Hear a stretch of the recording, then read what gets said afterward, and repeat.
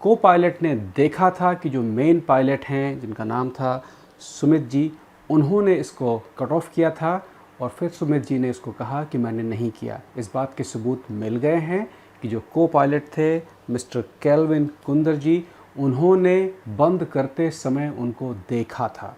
Page number 16 इस समय पढ़ रहा हूँ कि 1:18 पर उसको पहला धक्का दिया गया पीछे की तरफ ले जाने के लिए, उसे पुश बैक कहते हैं।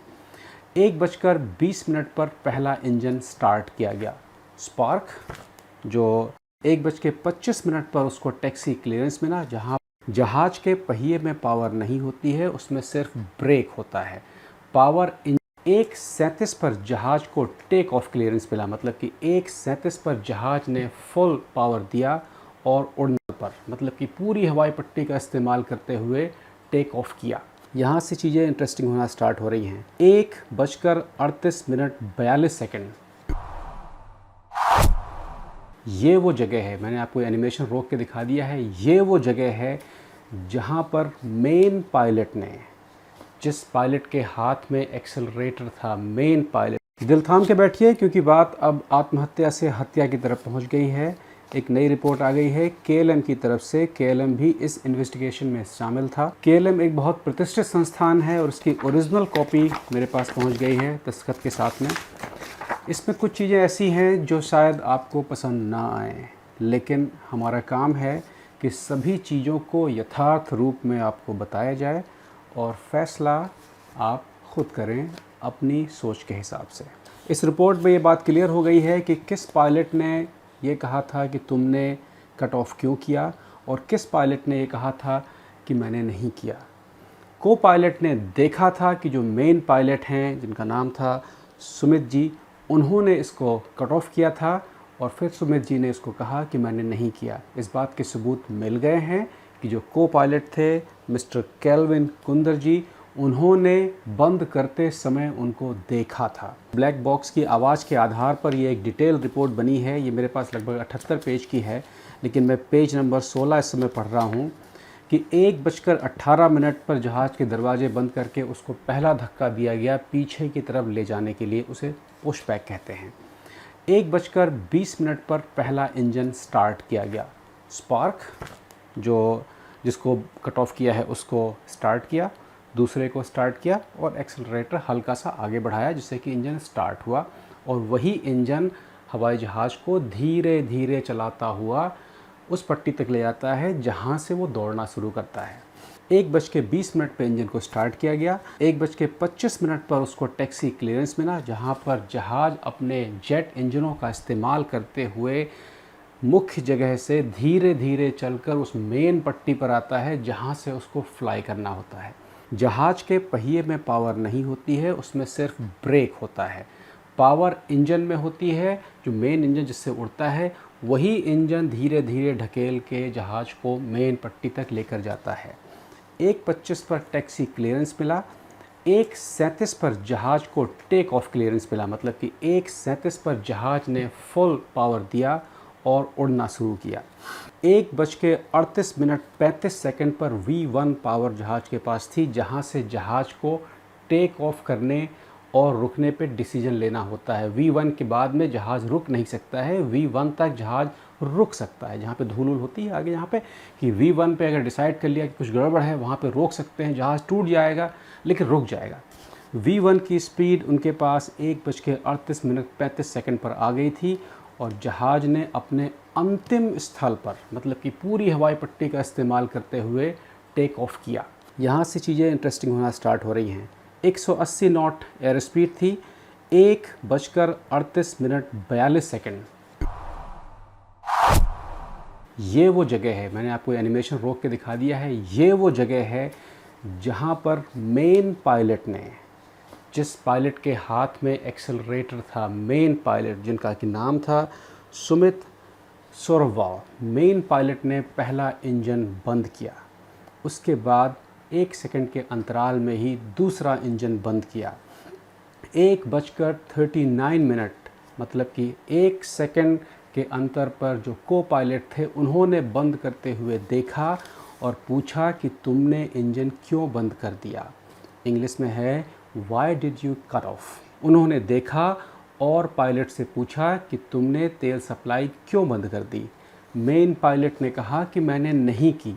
इस घटना के ठीक 10 सेकंड के बाद को पायलट ने अपनी तरफ से राइट साइड से पहले इंजन को फिर ऑन किया। ये ब्लैक बॉक्स में वीडियो नहीं होता है, ये समय और आवाज़ के हिसाब से इसको कैलकुलेट किया था। अभी मैं इसको और डिटेल में बताऊंगा, लेकिन मैं सिर्फ वो पढ़ दूँ जो यहाँ पर रिपोर्ट में टाइमिंग लिखी हुई है, क्योंकि टाइमिंग बहुत ज़रूरी है। मैं ये नहीं कह रहा हूँ कि यही होगा, मैं ये कह रहा हूँ कि ये लिखा हुआ है और टाइमिंग के साथ ये मैच भी करता है। जहाज़ का इंजन दोबारा स्टार्ट किया।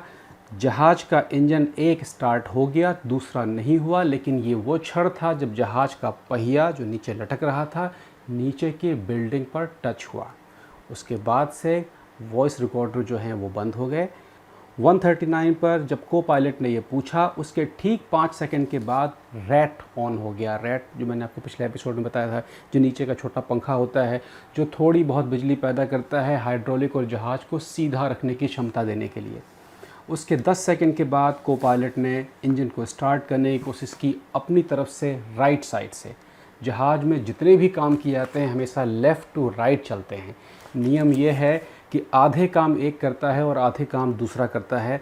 कोई भी ऐसी प्रक्रिया नहीं होती है, आम तौर पर 90% कोई भी ऐसी प्रक्रिया नहीं होती है हवाई जहाज़ के कैबिन में कि एक आदमी पूरा कर ले। ये सुरक्षा के नियमों को देखते हुए किया जाता है। अब आते हैं इसके थोड़े से एनालिसिस पे। यहाँ पर बात हो रही है मेन पायलट सुमित सुब्रवाल जी की, जिसको कि भारतीय रिपोर्ट में उनका नाम नहीं दिया गया है, लेकिन अब रिपोर्ट में उनका नाम आ गया है कि उन्होंने ऐसा किया। उनका एक रिकॉर्ड है। उनका रिकॉर्ड ये है कि वो एयर इंडिया के बड़े जाने पहचाने ट्रेनर हैं, बड़े ही एक्सपीरियंस पायलट हैं, लेकिन पिछले 2 महीने से वो डिप्रेशन की बीमारी से जूझ रहे थे। लगातार अपनी थेरेपीज़ पे जा रहे थे और पिछले कई शिफ्टों से उन्होंने जहाज़ को नहीं उड़ाया था। अपनी इस बीमारी की वजह से उनकी माँ का देहांत हुआ था, उसकी वजह से उनके हिसाब से, जो कि रिपोर्ट कहती है, वो डिप्रेशन में थे और जॉब छोड़ना चाहते थे।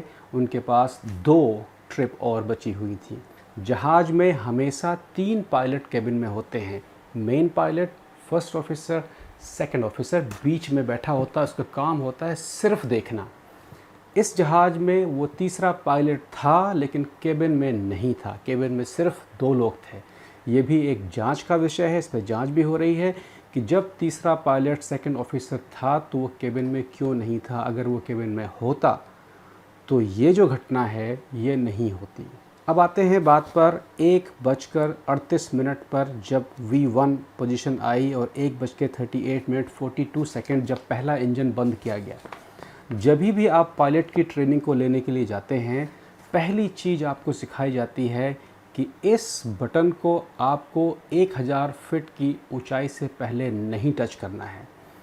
बंद करते समय अगर ये उन्होंने जानबूझ के किया है, क्योंकि वो एक ऐसी पोजीशन थी कि वहाँ से रिकवर नहीं हुआ जा सकता था। जहाज़ ज़मीन छोड़ चुका था और हवा में पूरा नहीं पहुँचा था। उस जगह पर पावर ख़त्म करने का मतलब ये है कि जहाज़ को गिरना ही गिरना था। मेन पायलट जहाज़ को उड़ा रहे थे, को पायलट बगल में बैठे हुए थे। मेन पायलट के हाथ में एक्सेलरेटर था। मेन पायलट ने ही उस एक्सेलरेटर को पीछे किया और स्विच को बंद किया। पहले उन्होंने राइट को बंद किया, फिर उन्होंने लेफ़्ट को बंद किया। स्विच को बंद करना भी एक 3 स्टेप प्रक्रिया होती है। उसमें स्विच को ऊपर उठाना होता है, पीछे करना होता है, छोड़ना होता है। 3 स्टेप होता है। 3 स्टेप हालांकि वो 1 सेकंड में किया जा सकता है, लेकिन उसके लिए आपको एक्सेलरेटर बंद करना होता है और उसके बाद इसको आपको घुमाना होता है। एक्सेलरेटर को बंद करना मतलब कि थ्रटल को पीछा करना, मतलब कि इंजन की आवाज़ अपने आप कम होना। ये एक घटना ऐसी है कि बगल में बैठा हुआ आदमी इसको देखता है, देख सकता है, इग्नोर कर ही नहीं सकता है, क्योंकि उसका काम ही होता है देखना। उन्होंने देखा कि ये क्या हो रहा है। आपने ध्यान दिया होगा, उन्होंने ये नहीं पूछा, या जिसने भी ये कहा है ये नहीं पूछा कि ये कैसे बंद हो गया।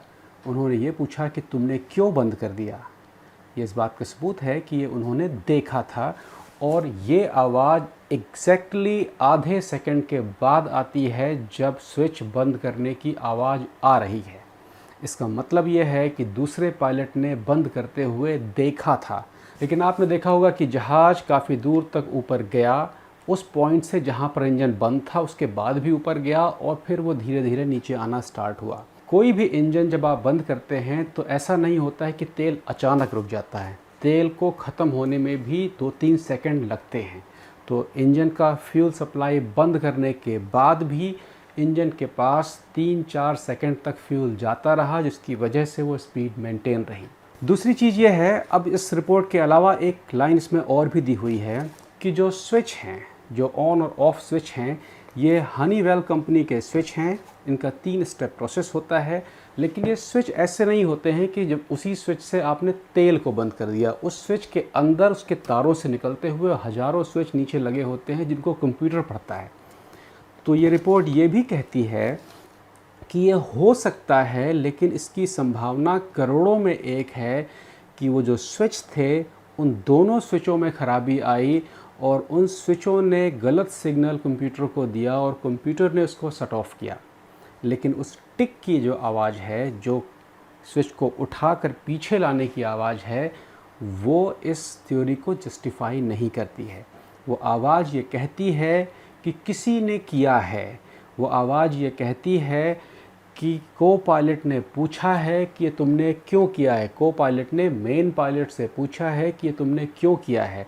सवाल ठीक 1 सेकंड बाद का है जब वो टिक की आवाज़ आ रही है, मतलब कि को पायलट ने बंद करते हुए इसको देखा था। अपने विचार लिख के भेजें और आपके विचारों को पढ़ते हैं। आपने देखा होगा कि आपके लगभग सभी मैसेजेस का जवाब दिया जा रहा होता है, लेकिन इस बात को आप तय मान के चलें कि मेरा दिल नहीं मानता कि ये बात ऐसी हुई होगी, लेकिन आने वाला समय बताएगा। प्लीज़ लिख के बताइए कि आपको क्या लगता है, और दूसरों की सेफ्टी के लिए, नॉलेज के लिए इस वीडियो को आगे भी बढ़ाइए, जिससे कि और भी लोग देख सकें। और जैसे कि मैंने आपको बताया कि आप ऐप में देख सकते हैं कि आपका जो पायलट है उसकी मेडिकल कंडीशन क्या है। एक नई चीज़ आपने सीखी है। तो इस तरह की जानकारी आपको मिलती रहे। शेयर करें, सब्सक्राइब करें, क्वेश्चन बना के भेजें, उसी के बेस पे फिर प्रोग्राम बनते हैं। ख्याल रखिएगा अपना।